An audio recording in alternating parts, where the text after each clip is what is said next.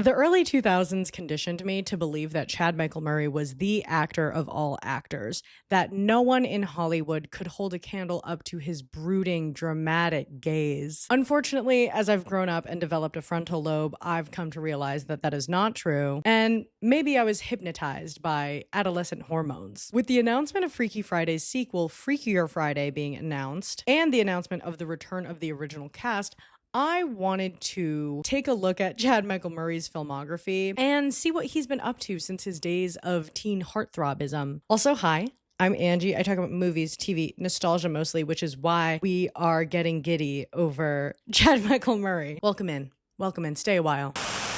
Chad Michael Murray had a few guest roles in the early 2000s before getting his big break as Tristan Dugrey on the major TV show Gilmore Girls. From there, he instantly became a household name, at least in any household with a teen girl or teen boy, for that matter. After getting roped into season after season after season of One Tree Hill, I was convinced that Chad Michael Murray was going to be the next Leonardo DiCaprio. I was like, this man is the epitome of Hollywood and true acting. He's gonna be big. And after showing that he could hold his own as a series regular, why wouldn't I think that? And why wouldn't he be? The first movie I saw him in was 2003's Freaky Friday, alongside Lindsay Lohan, where he plays Lindsay's love interest, but also kind of Jamie Lee Curtis's love interest. The story is weird.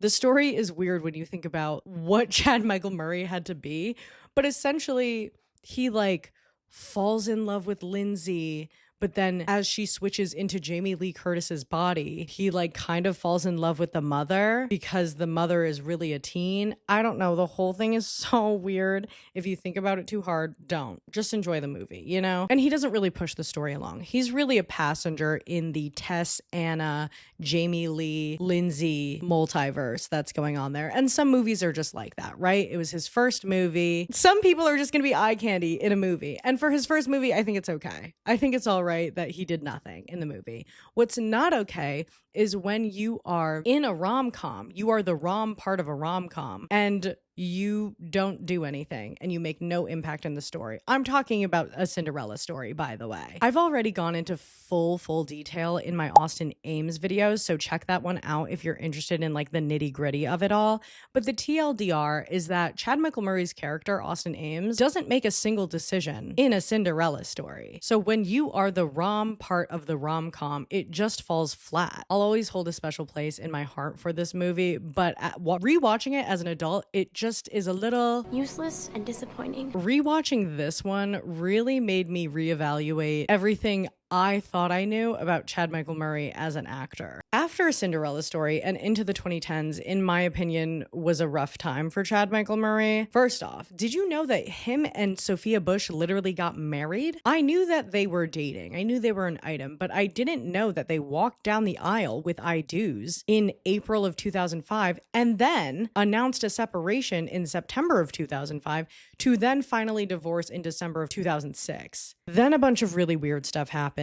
Then he was in a 7-year-long engagement with a One Tree Hill extra, and there was some overlap with the Sophia Bush marriage. Even more stuff happened. But in 2015, he married his now wife, and they have 3 beautiful children together. Very beautiful, very happy for him. I do think this context is important as we get into his 2010s run. Look at this. Oh my God. Oh my God. Look at this. What is this? I was shocked. I was in shock and horror when I looked on his IMDb and I saw all of these movies. I'm glad that he was booked and busy. You know what I mean? He did not take a break from acting for mental health reasons. He did not remove himself from Hollywood. He was still booked and busy. I just don't know where all of these came from. It's just L after L. I trust IMDb, but I didn't think it would be fair to make this list without watching at least one or a few movies from his lost years.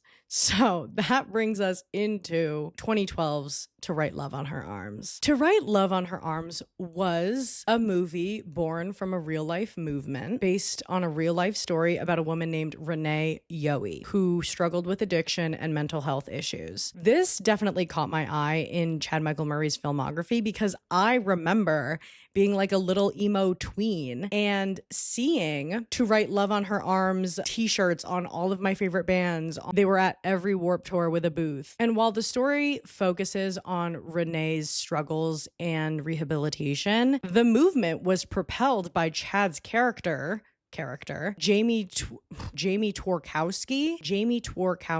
who started the nonprofit and shared Renee's story online, which then became this whole movement, right? It was in the viewing of this movie that I realized Chad Michael Murray could have been a voice actor. He probably should be a voice actor. He's always cast in roles as like a writer because he does a very good voiceover.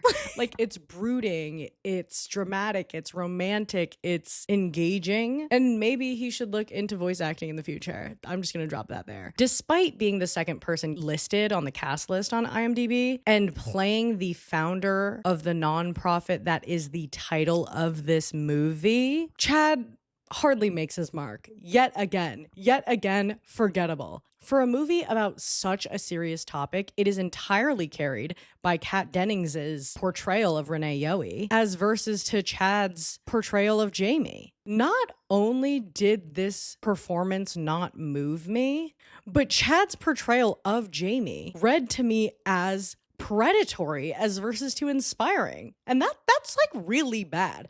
I should not be leaving this movie feeling like, oh, okay. So Jamie wrote about Renee's story, posted it online when Renee didn't really want that to happen, got all this like fame and fortune about it, shared personal information that was not his so that he could start his own business. Meanwhile, Renee is still struggling with her identity and addiction issues. Whole time, Jamie duped Renee into thinking that they had a romantic connection. He had a girlfriend the whole time. Like, he got personal details, famous, and a girlfriend in the process of exploiting this woman's story. Like, why am I leaving this movie mad at you now? You know, for you to basically fuck up a propaganda movie trying to support this movement, and I'm like, oh, I'm anti to write Love on Her Arms now. Like, you have to be really bad to do that, or the writing's bad. I don't know. I just left the movie feeling like, oh, they exploited this woman because of Chad Michael Murray's performance. To Write Love on Her Arms is still a functioning nonprofit today, and I'm sure they do good work. But Chad Michael Murray's portrayal of the founder of the nonprofit left such a bad taste in my mouth for the entire movement somehow. Speaking of leaving a bad taste in your mouth,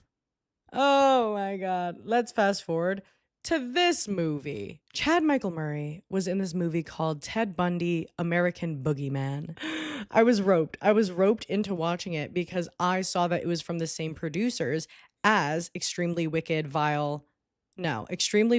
I can never get the name of this right. Extremely Wicked, Shockingly Evil, and Vile. Okay? The other Ted Bundy movie, which in my opinion was a more tasteful retelling of the Ted Bundy story with a focus on Ted himself and his relationships both romantically and familially, somewhat giving context to how such a handsome and charming person could end up this way. Okay? I don't know. Unfortunately, upon further research, I've come to realize that this Ted Bundy American Boogeyman movie was directed from the same person that did The Haunting of Sharon Tate, which, if you know, you know.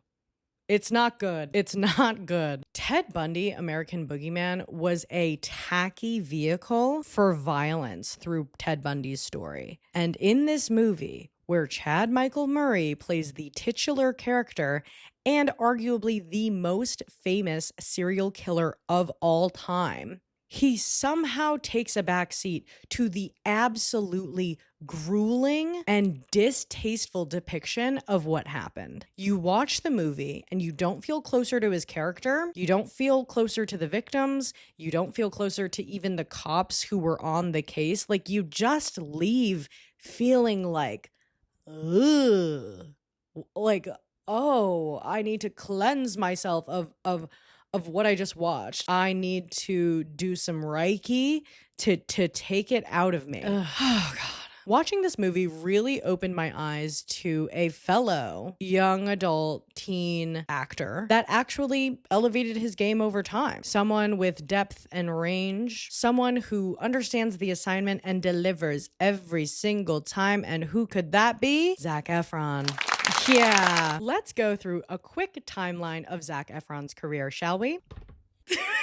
Okay, I just wanted to provide like a visual guide on Zac Efron's career, yeah? There's no efficient way to do this. From 2006 to 2008, we have the High School Musical franchise. In the middle of that, Hairspray. In 2009, we have 17 again, which teeters the line on dramatic comedy. From there, we have Charlie St. Cloud, and in 2012, The Lucky One. Now, these two are pure dramas. From there, like, we get a little bit nervous. We're like, oh my God, he's gonna be typecast. He's gonna be typecast as like the romance guy. So what does he do in 2014 and 2016? He pivots entirely into just like slapstick, borderline corny comedy. I think this was a great move for Zac Efron. Then, oh no, people are taking him as a joke, right? He does Neighbors, Neighbors 2, Dirty Grandpa is somewhere in there.